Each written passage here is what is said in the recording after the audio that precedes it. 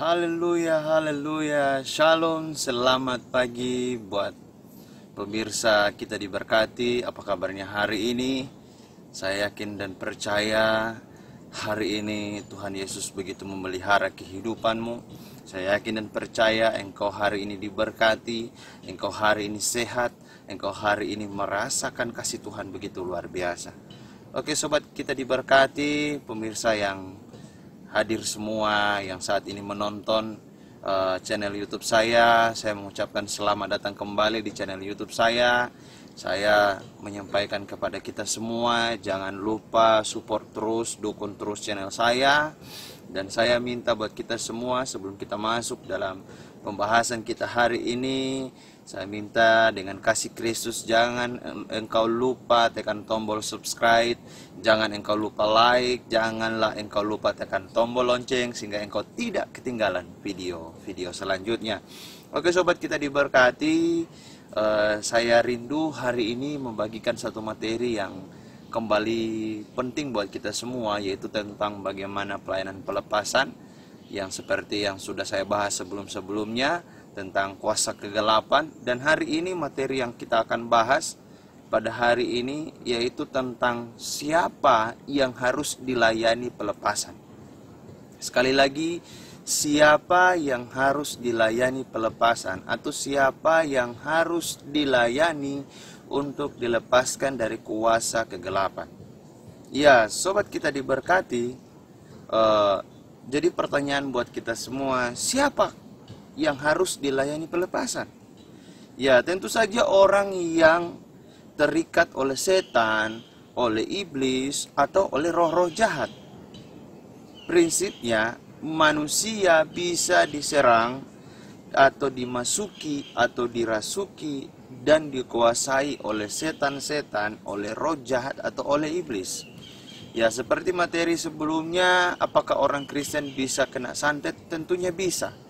Begitu juga orang Kristen bisa diserang atau bisa dimasuki atau dirasuki atau dikuasai oleh setan-setan atau oleh roh jahat atau oleh iblis. Manusia itu diibaratkan seperti sebuah rumah yang bila tidak dijaga maka akan diambil alih oleh iblis. Jadi manusia itu diibaratkan seperti sebuah rumah yang bila tidak dijaga maka rumah itu akan diambil alih oleh si iblis. Di dalam Matius pasal 12 ayatnya yang ke-43 sampai ayatnya yang ke-45, dalam firman Tuhan di situ berbicara banyak hal tentang kembalinya roh jahat. Ya, Yesus menjelaskan dengan gamblang bagaimana manusia bisa dikuasai setan. Ya, dalam Matius 12 ayat 43 sampai 45 saya akan baca untuk kita semua. Firman Tuhan berkata demikian.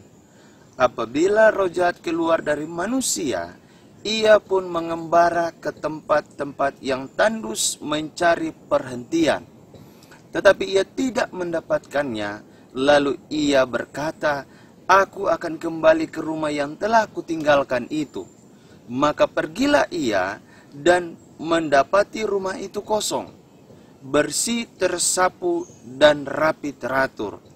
Lalu ia keluar dan mengajak 7 roh lain yang lebih jahat daripadanya, dan mereka masuk dan berdiam di situ. Maka akhirnya keadaan orang itu lebih buruk daripada keadaannya semula. Oke sobat, kita diberkati, sudah sangat jelas dalam firman Tuhan ini bahwa manusia atau orang percaya digambarkan seperti sebuah rumah.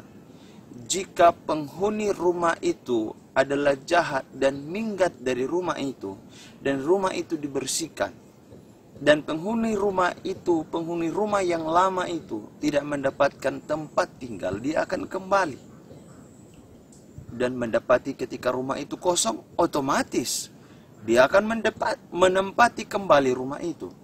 Jadi sobat kita diberkati, begitu juga kehidupan kita manusia.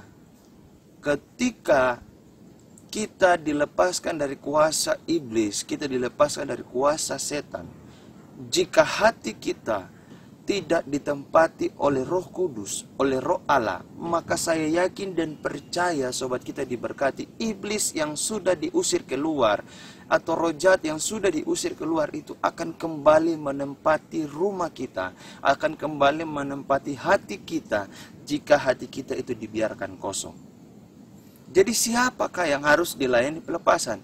Tentu saja orang-orang yang masih terikat oleh kuasa iblis, yang masih dirasuki, yang masih dikuasai oleh kuasa iblis, kuasa setan, dan kuasa roh jahat lainnya. Oke, sobat kita diberkati, di dalam ayat ini sangat jelas bagi kita semua. Ya, penjelasan ini memberikan beberapa poin penting. Jadi dalam penjelasan ayat ini memberikan beberapa poin penting, yaitu yang pertama, manusia itu seperti rumah. Ya, seperti yang saya katakan tadi, manusia itu seperti rumah. Yang kedua, di sini iblis dapat masuk tinggal dan menguasai rumah itu. Iblis dapat diusir keluar dari rumah itu. Jadi yang kedua, iblis bisa masuk dan menguasai rumah itu, dan juga iblis juga bisa dapat diusir dari rumah itu. Di dalam Injil Markus, ya, situ sangat jelas dalam Injil Markus 16 ayat 17, dalam Yakobus 4 ayat 7, sobat kita diberkati bisa membaca firman Tuhan itu dengan jelas dalam firman Tuhan Injil Markus 16 ayat 17 dan juga Yakobus 4 ayat 7. Ya, lanjut. Yang ketiga, iblis akan masuk kembali dan merebut manusia itu kembali karena memang ingin menghancurkan manusia. Ya, jelas di sini dikatakan bahwa iblis akan masuk kembali dan merebut manusia itu kembali karena memang ingin menghancurkan manusia. Yohanes 10 ayat yang ke-10, di situ firman Tuhan dijelaskan tentang bagaimana iblis ingin menghancurkan kehidupan manusia. Ya, sobat kita diberkati, yang keempat, maka rumah itu jangan dibiarkan kosong. Harus diisi dengan penuh. Ya, harus diisi dengan penuh. Diisi dengan penuh. Jangan dibiarkan kosong dan jangan diisi hanya setengah-setengah saja. Tetapi rumah itu harus diisi dengan penuh. Terus diisi dengan apa? Yaitu diisi dengan Roh Allah atau dengan Roh Kudus. Sehingga manusia percaya menjadi rumah Tuhan. Dan juga menjadi bait Roh Kudus atau bait Roh Allah. 1 Korintus 6 ayatnya yang ke-19. Haleluya. Sobat kita diberkati, jadi sudah sangat jelas bahwa yang bisa atau siapa yang harus dilayani pelepasan atau siapa yang harus dilayani pelepasan dari kuasa iblis adalah orang-orang yang dirasuki, dikuasai oleh roh jahat, oleh roh iblis atau oleh roh setan. Sobat-sobat kita diberkati, bagaimana setan bisa masuk dalam diri manusia? Nah, ini jadi pertanyaan bagi kita semua. Bagaimana setan bisa masuk dalam diri manusia? Ya, pertama, bisa karena kutuk garis keturunan. Seorang anak bisa terikat iblis sejak lahir karena faktor orang tua yang juga terikat kuasa kegelapan. Makanya ada penyakit turunan, kutuk warisan, dan juga ilmu gaib warisan. Jadi sobat kita diberkati, orang yang bisa dirasuki setan atau setan bisa masuk kepada seseorang itu yang pertama karena adanya kutuk keturunan. Kutuk keturunan itu seperti orang tuanya atau nenek moyangnya terikat dengan roh jahat, dengan roh iblis, sehingga di dalam keturunan itu mengalami yang namanya kutuk keturunan, kutuk warisan atau ilmu gaib warisan. Ya, sobat kita diberkati, hal-hal seperti ini yang bisa membuat iblis atau setan bisa masuk dalam diri seseorang. Yang kedua, keterlibatan pada okultisme atau pada kuasa kegelapan. Iblis bisa masuk kepada kita jika kita terlibat dalam kuasa kegelapan, terlibat dalam ilmu-ilmu gaib. Jadi sobat kita diberkati, sekali lagi jangan engkau terlibat dengan kuasa gelap, jangan engkau terlibat dengan ilmu gaib. Karena saat itulah setan bisa masuk dalam kehidupanmu dan dia bisa merusak hidupmu. Yang ketiga, sakit penyakit yang menyebabkan pertahanan jasmani dan rohani kita lemah, sehingga iblis bisa menerobos masuk. Ya, sobat kita diberkati, ini juga penting yang ketiga ini. Ketika tubuh jasmani kita lemah dan rohani kita lemah, di saat itulah iblis bisa masuk atau setan bisa masuk, roh-roh jahat bisa masuk dalam tubuh kita dan menghancurkan kehidupan kita. Oleh karena itu sobat kita diberkati, kesehatan jasmani itu penting, bahkan kesehatan rohani juga sangat-sangat amat lebih penting lagi. Jadi sobat kita diberkati, jangan sampai kehidupan kita menjadi hancur karena dirasuki setan akibat dari jasmani dan rohani kita melemah. Ya, selanjutnya yang keempat, kelemahan jiwa. Ya, kelemahan jiwa ini bisa membuat iblis masuk dalam kehidupan kita, yaitu antara lain stres. Ya, seseorang ketika dalam keadaan stres, pasti iblis bisa masuk dalam kehidupannya dan pikirannya terus melayang. Dia memikirkan hal-hal yang tidak menjadi berkat dalam kehidupannya. Depresi. Terus ketakutan. Ya, ketakutan yang berlebihan ini bisa membuat peluang iblis untuk masuk dalam hati kita, dalam pikiran kita untuk merusak kehidupan kita. Selanjutnya, kelemahan jiwa adalah marah. Ya, marah yang berlebihan itu menjadi peluang iblis untuk masuk dalam hidup kita, dalam pikiran kita, sehingga marah yang berlebihan mengakibatkan menjadi amarah, murka yang sangat luar biasa, dan itu diakibatkan karena engkau saat itu sedang dirasuki oleh si iblis. Ya, selanjutnya benci. Ya, kebencian ini juga bisa menjadi peluang iblis untuk masuk dalam kehidupan kita, dalam hati dan pikiran kita. Selanjutnya patah hati, itu bisa juga membuat seseorang dirasuki oleh iblis atau dikuasai oleh iblis. Banyak terjadi dalam kehidupan kita, orang yang patah hati akhirnya mengambil jalan yang salah. Ada yang bunuh diri, ada yang melakukan tindakan yang lain, yang akhirnya membuat dia terus dikuasai oleh si iblis. Ya, dan seterusnya, banyak hal yang membuat kita dirasuki oleh iblis jika jiwa kita lemah. Ya, kelemahan jiwa menyebabkan pertahanan rohani lemah dan iblis pun masuk. Itu yang menjadi kunci bagi iblis untuk masuk dalam hidup kita. Karena itu sobat kita diberkati, jika jiwamu sehat, jika jiwamu kuat, maka si iblis tidak akan bisa merebut kehidupan kita, menghancurkan kehidupan kita. Selanjutnya yang keenam, diserang iblis yang berkuasa atas wilayah tertentu. Misalnya diserang iblis yang ada di kuburan atau di tempat angker atau rumah angker dan lain-lain. Nah, sobat kita diberkati, ini bisa terjadi jika mental atau jiwa kita itu lemah. Ini ada sangkut pautnya dengan poin yang kelima, kelemahan jiwa.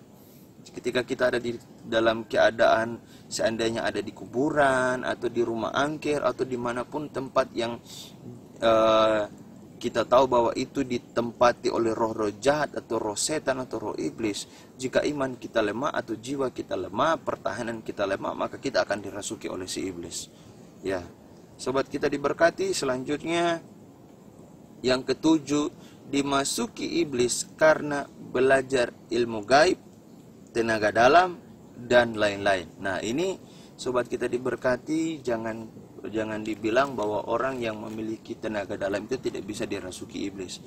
Ya, sobat-sobat kita diberkati, hati-hati orang yang belajar ilmu gaib, yang belajar tenaga dalam, orang-orang seperti ini sangat gampang dirasuki oleh si iblis.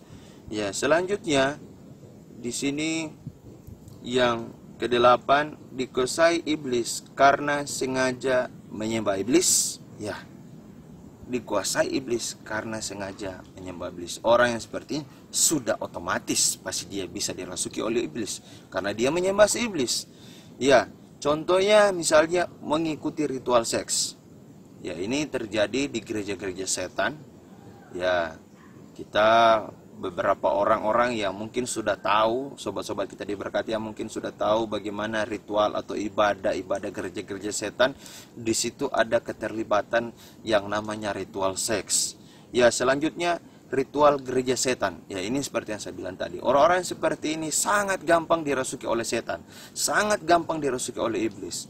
Yang selanjutnya, ke-9 atau yang terakhir, dikuasai iblis karena hidup dalam dosa.